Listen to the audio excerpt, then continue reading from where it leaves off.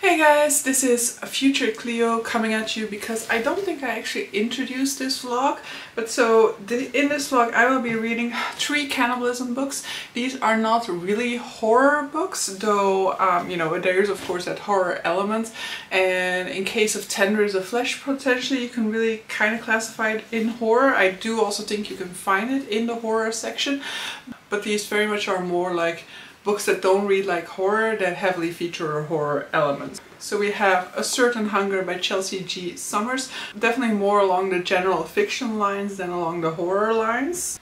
Mother for Dinner by Shalom Ausland, definitely also along the contemporary or general fiction sort of lines, hinging more towards the comedy side of things. And then finally, Tender is the Flesh by Agustina Basterica. So this is translated fiction and specifically dystopian fiction.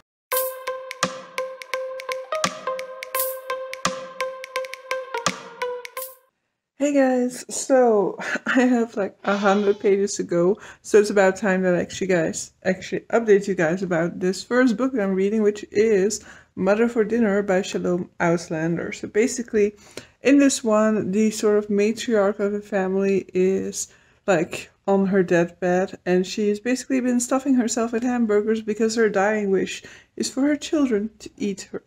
Now, this so far has not really delivered a lot on the cannibalism stuff because no cannibalistic acts have taken place, and I'm 100 pages away from finishing it at this point in time. If I'm talking funny, it's because my tongue hurts, and so I don't want. I'm moving my mouth really weirdly now. This one, basically, a lot of it is talking about like identity, cultural, religious identity, and the impact of, for example, like immigration on that, looking at like the different generations, the generations that just moved over from the old country towards, compared to like future generations, a few generations down the line, and that sort of like conflict between integration in the new society that we live in versus then the sticking to old traditions, sticking to cultural, traditional family values and things like that. And it's just interesting to see that discussed in this context, because of course here it is discussed in the context of letting go of their cannibalistic roots. And so of course, you know, it makes perfect sense to some extent for them to be letting go of these traditions, but because of the analogy with, you know, regular immigration backstories, it just takes on a little bit of a different angle, because you're kind of like, yeah, but you know, their tradition are dying out if nobody continues doing it, but then you're like, yeah, but this is cannibalism. I'm not entirely sure it's a problem if cannibalism were to die out, you know? But it is very interesting. It says so on the front like that it's extremely funny, and I will say that it's not extremely funny. It is definitely, you know, kind of, it is funny, but it is not like a haha, laugh out loud type of funny. But I definitely have been enjoying myself with this one, but it's not like a standout at this point in time, you know. And I was kind of hoping that, I knew that this one was going to be the most funny of the 3 books that I'm reading. I don't think the other 2 are funny at all. So I knew that I wanted to start with this light tone, because I wouldn't want this sort of like reading experience to end on a light tone. I wanted to start with the light tone, and the other ones will be a little bit darker. But so let me dive back in and continue on with the final 100 pages of this book. So yeah, I suck at vlogging, and so I haven't updated you guys in a while. I have finished, I think on Wednesday, I finished Mother for Dinner by Shalom Auslander. Yeah, in the end I don't have much more to say about it than I did originally. There were certain stuff that happened towards the end that, you know, hit that sort of like funny side to this book that I was expecting, but I definitely was expecting this book to be way darker, way funnier. And so I don't know, I didn't necessarily, I mean, I don't dislike it neither, but it just let me down, you know. I was expecting a lot more for it, and it ended up being a very much middle of the road book, a book that I will forget about instantly, which is weird to say about a book that is about cannibalism. But yeah, I have already kind of forgotten most of what happens within this one, and it is currently Saturday, but I feel like it just didn't leave any sort of impression on me. So unfortunately, this one wasn't a great success, and so I would say if you were enticed by the sort of like dark comedic sort of like premise, then know that, in my opinion, it kind of lets you down when it comes to that. And the sort of like analogy with migration, immigration, and sort of like intergenerational conflict there, I feel like is so damn obvious that it also kind of took some of the enjoyment away from me.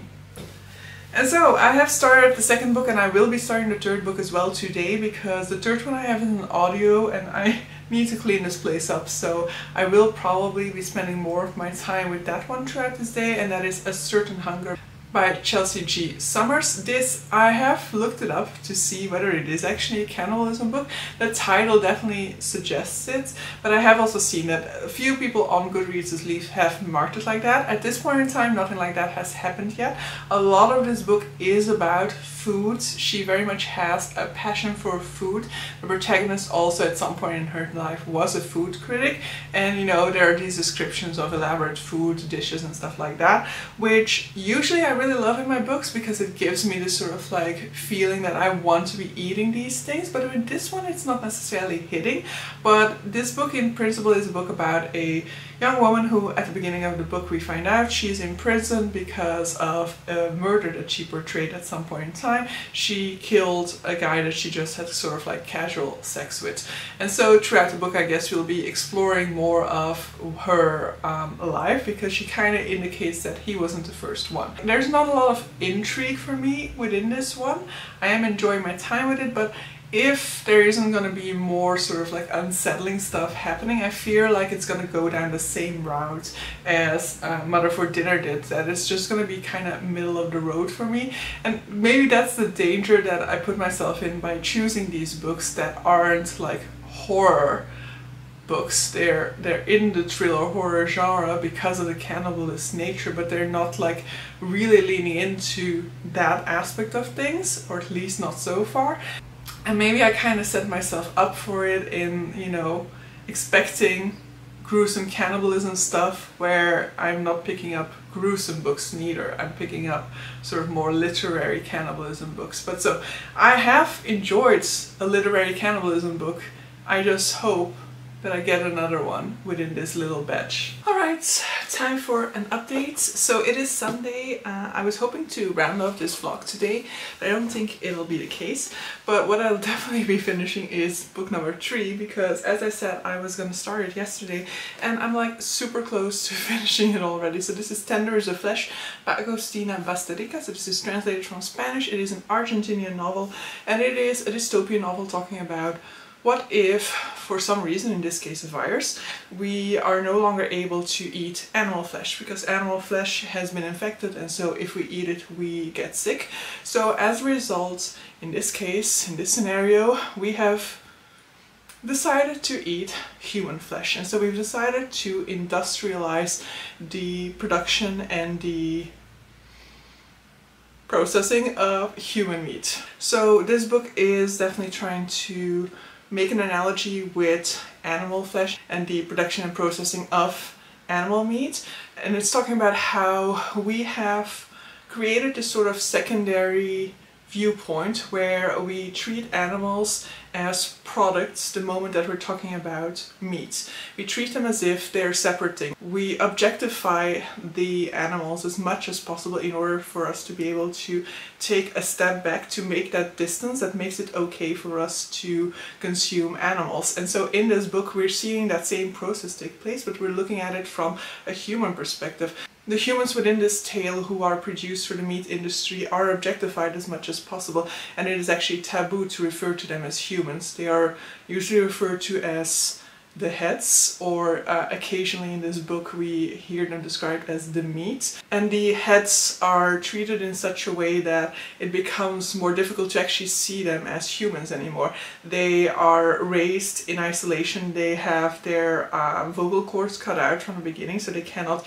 interact, they cannot communicate. They don't really have the same sense of understanding, as they never really developed language as a result of that. Talking about them as a product, treating them as if they don't have a personality, are all strategies being used in order to make the consumption of human meat something that is acceptable and even palatable.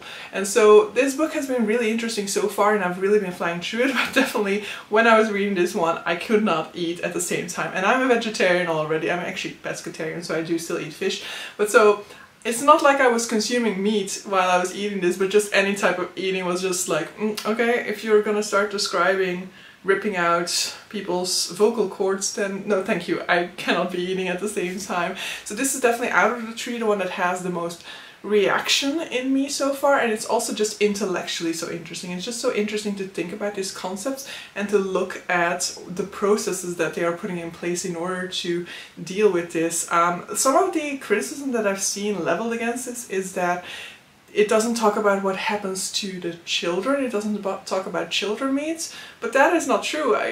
Somewhere in the very beginning they're talking about barbecuing kid meat, so it is in there, but it's not like it was the only time that it was referenced. So I think in order to make it somewhat more digestible for the reader, she only referred to it in that very small section of the book, and she doesn't really show any sort of like children in the breeding plants or in the production or in the processing plants or anything like that. And another thing I think I've seen leveled against it is the fact that, you know, why not just go for plant-based food? But I think that that is in part the point of this book. The point of this book is to kind of point out to what absurd lengths human potentially would be willing to go to rather than abandoning meat, you know? You can see the book, for example, talks about how this might be a conspiracy of the government to reduce population numbers. The book talks about how scientists, once animal meat was no longer available, started to talk about how much we need animal protein and how plant-based protein is insufficient. Aside from this book is also Argentinian, and meat industry is definitely a huge part of Argentinian culture and probably of their national product and probably of their national economy as well. And so, and it talks at some point about how this all became possible because the meat lobby kind of created a legal framework around the possible consumption of meat. And so I think that the book is exactly pointing out that the obvious solution would be to go plant-based, but that our culture and our society and our values and traditions are so meat-based that there's a big danger that we would not take that route. But so yeah, I still have some 80 pages to go in this. I'm very interested to see where it goes from here on out, because the perspective that we're following is basically somebody who is working, or who's kind of like the second in command basically in a processing plant. And so we start off with him very much being in this mindset where he has to objectify the heads in order for him to be able to continue doing his work, in order for him to be able to live with, in order for him to not really live conscience free, but to keep appeasing his conscience, so to speak. You know, it's a double feeling, and I find it very difficult to describe, because it is also what I was feeling when I was eating meat, but already, you know, starting to think more about the ecological impact of it, is this sort of idea that this sort of like negotiation that I would go through with myself about that decision, and then ultimately I decided to let go of meat. But I think that is the same what is happening with our protagonist. He's kind of negotiating with his conscience to kind of, you know, get him in the clear, but at the same time there is all this guilt. So he's on some level not happy with the choices that he's making, with the life that he's leading. Alright, like half an hour passed or so since my last update, but I am considering DNFing A Certain Hunger. So what I hadn't yet mentioned, because I don't think I've said too much about this one yet, but is that I'm not really vibing with this book all that much. The writing style is not to my liking, and I'll give some examples of that after this. But so this book is very much food centric, and I love that. You know, I have a plan to at some point do a video about books that make you want to eat, you know, books that make you crave food. This one is not going to be on there, because even though food is mentioned on almost every page, on almost every single paragraph, not a single time has it made me want to eat the food that is mentioned. Because first of all, she's also like a food critic, so the food that she refers to is like very high class, and it kind of has like this sort of like condescending superiority complex feel to it when she describes loves food. But secondly, just like, yeah, it's just food for food. And what I really like, I guess, regularly in my sort of like food literature is the link to culture, is the link to tradition, to family recipes, for example, and those types of things. And here it's a very different description of food, and I'm currently not really liking it. And so I was kind of holding it out because I was like, yeah, at some point this is going to become a cannibalism book. And so I was kind of waiting for that. And we had our first mention of cannibalism on page like 95 out of like 300 whatever. It was just short, like 2 paragraphs or something like that. And that made me kind of go like, okay, like I had my first taste of the cannibalism section. I quite liked the cannibalism section, I'm not gonna lie, but it was not worth going through 95 pages, for example, to get to that 2 paragraph, for example. So should I go through the rest in order to then just be disappointed? Because that is my feeling now, that it's just gonna be a 2-star read. Potentially I will like the ending, but is that worth it? So what I thought I'd do with you guys now is kind of look at the negative reviews. This is basically what I do at the point in which I'm kind of like debating whether I should put a book down or not. And like, first of all, let me give you an example, like the sentence that kind of finally made me snap. And it's not a particularly, like, in and of itself, I wouldn't mind if this is what sentence was in a book for once, for example, but there are so many sentences like this. So it said, Fox snuggled the ground like a fat grey cat. And I just so hate these types of descriptions. I hate this sort of like over-explained, over-lyrical, self-indulgent writing. And there was a few pages back, there was another one that kind of made me go like, ugh. For example, this one, looking back as I am wont to do during these mind-numbing incarcerated days and restless imprisoned nights. And I'm like, lose some of those adjectives. The writing in this, while I might sound extremely harsh here, it isn't the most self-indulgent, most elaborate writing I've ever come across, but it has enough of it to be like, ugh, for me. So it's the type of thing that I could push through without too much effort, neither, but it's not my type of writing. It's definitely the type of writing that makes me roll my eyes quite a lot. And so yeah, I'm not vibing with it. So let me just check out the negative reviews for this one. So this is a thing that I tend to do every time that I'm close to DNFing a book. So if something is like really bothering me, or I feel like I'm not really getting anything out of this, before deciding, I find it easy to go to the Goodreads page of the book and to look at the negative reviews that the book is getting. Obviously, the negative reviews are most likely gonna push me towards the DNF, but it's also part of the reason why I'm doing it, of course. But I find that super helpful, you know, to kind of see what people are saying. And most often that will be a confirmation of the things that I don't like in a book. Sometimes it will be people who push through and they might give a hint of whether it was worth it in the end or not.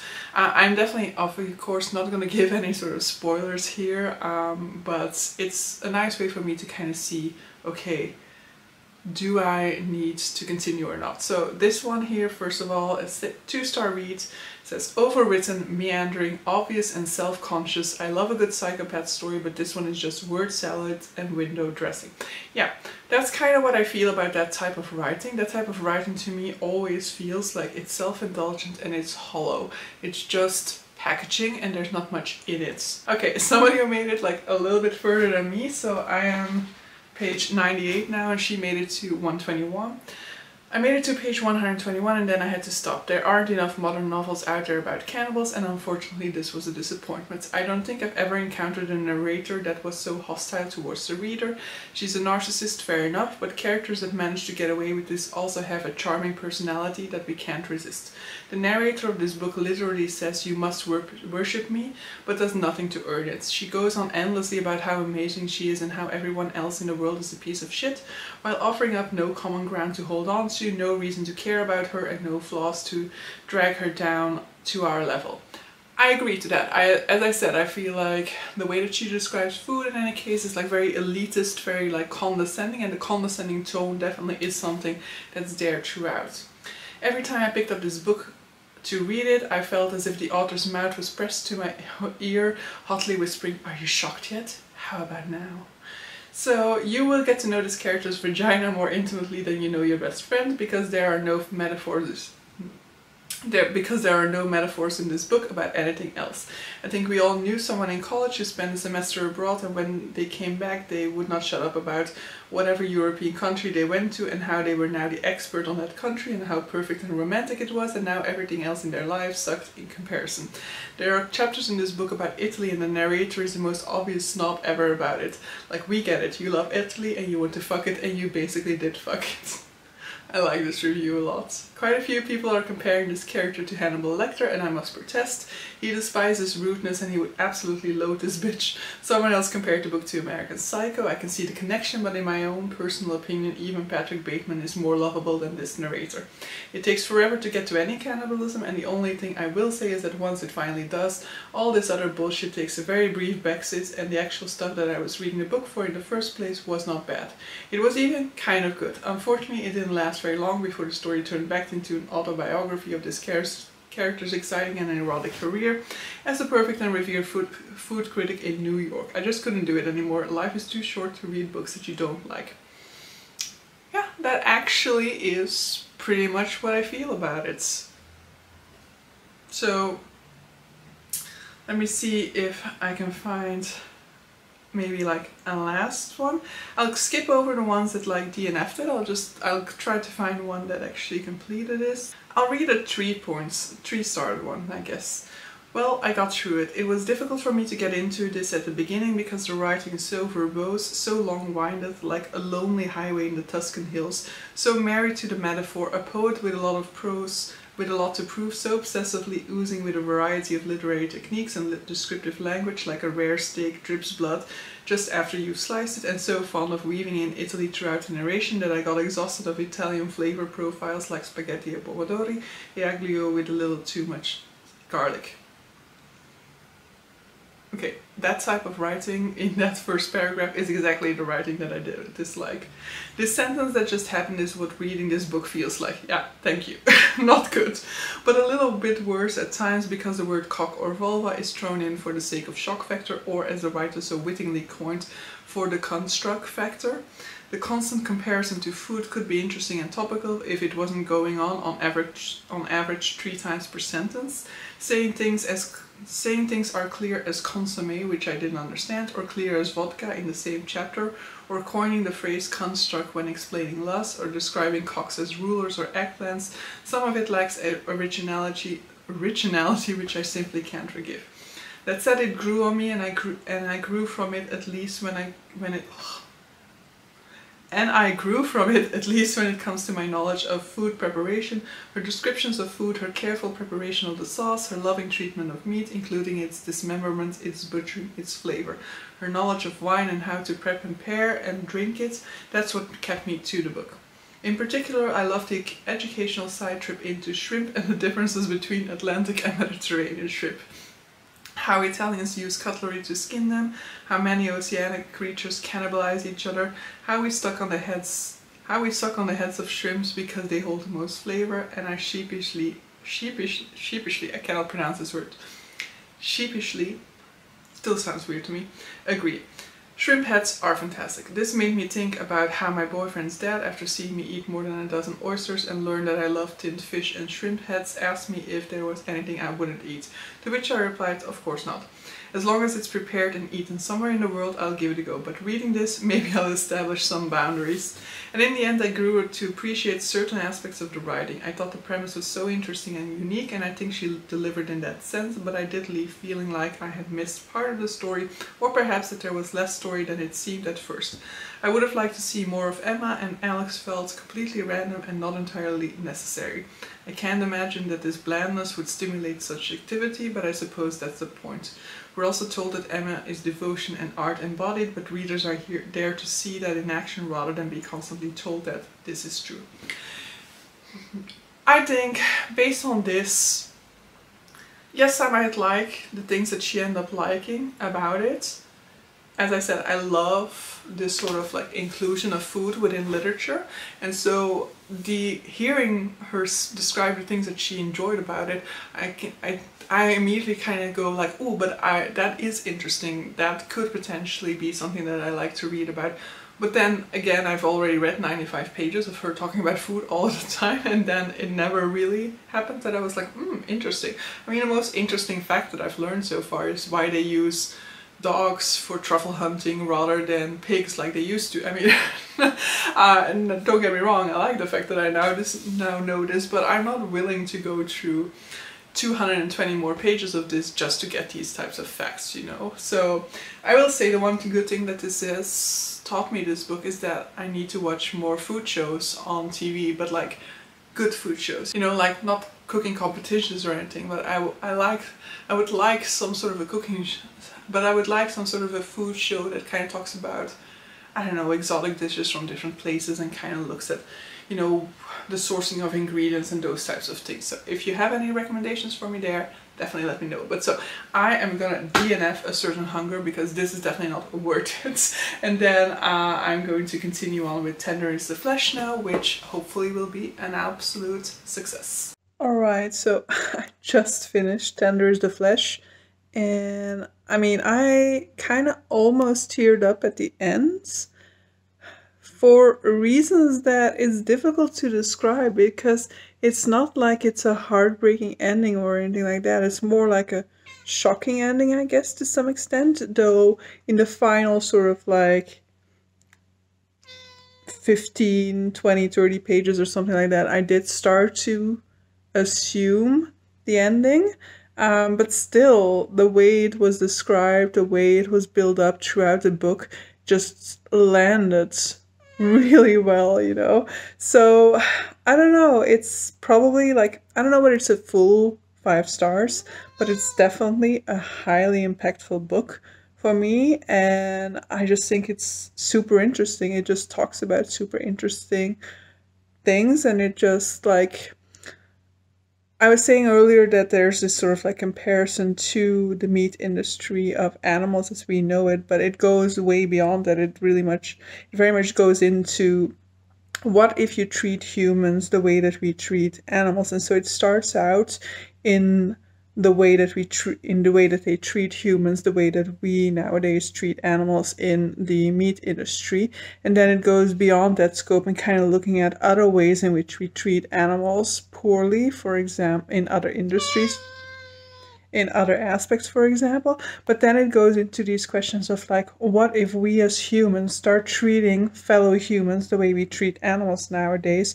What impact would that have on our society? What impact does it have on our psyche? Is there even something as societal order still possible when, you know, you don't set these boundaries anymore? And yeah, I mean, it's definitely gonna go down as one of the books that will stick with me forever, I guess. And yeah, it sounds wrong to say that I had a great time with this, but I definitely had. It's definitely one that I got a lot out of. So yeah, I can only highly recommend this one. So time for me to wrap up this vlog. So I read 3 Cannibalism books, and I think it's pretty clear from my experience with it what my opinion are. I did not get through A Certain Hunger by Chelsea G. Summers because of the writing style in particular, and also just not enough cannibalism for my liking.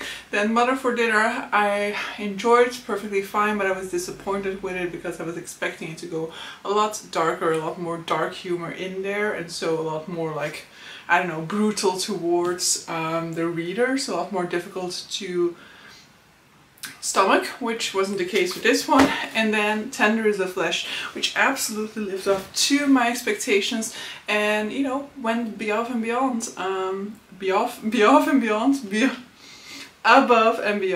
You know, I really enjoyed this one a whole lot, and I think it's just like a super interesting read, one that really definitely, you know, puts some thoughts into your brain, you know, makes you think. But so yeah, absolutely would recommend this one, but you know, as has been clear from this video, you do definitely need to be able to stomach that type of content, because it is definitely difficult to read. It's not an easy breezy read by any means. The topic definitely makes that clear, and it doesn't shy away from like graphically describing things, and it describes things in such a cold, detached way that it also kind of makes it more difficult sometimes to stomach, or at least for me sometimes that had more of a punch because of the way in which it described in such a detached way, because then it describes it in a way, because that then, you know, like reinvigorates the idea of, you know, they're not even, the narrator isn't even treating them as humans anymore, you know. So yeah, I found this one absolutely worthwhile. So Cannibalism reading vlog, somewhat of a success. I mean, I still consider it a success because it means 3 less books on my TBR, 3 less books that I've been really excited to try out, that have now been tried, and of course not all of them were a success, but that is just what happens when you're reading, of course. And all in all, Tender in the Flesh on its own already makes this worthwhile. I am actually kind of tempted to potentially do a vlog like this next year again for the Halloween month, and maybe do some real horror cannibalism books, you know, really go for like Silence of the Lambs and stuff like that. I haven't really been interested in trying out that book, but you know, this experience kind of made me want to harken back to, you know, the originals, to, so to speak, you know, to the classics of the genre. So maybe, potentially, let me know if you'd be interested. In any case, let me know if you'd be interested. In any case, I hope you guys enjoyed this video. See you guys for the next one. Bye!